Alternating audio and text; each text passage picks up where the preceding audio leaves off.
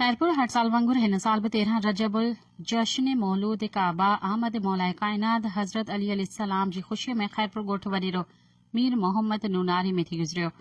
जमायत सलवात committee सूबा सिंध जे chairman किबला साईं फ़कीर मोहम्मद सलीम सियाल अवीसी कादरी खिताब में चयो त 13 रजब मौला अली अलैहिस्सलाम जी विलादत काबा में थी।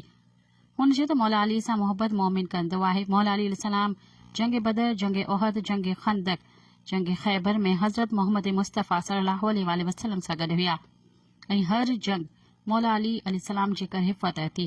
अल्लाह पाक असांखे सॼी ज़िंदगी दरूद पाक पढ़णु नसीब करे ऐं मौला अली अलैहिस्सलाम जो ज़िक्र नसीब फरमाए।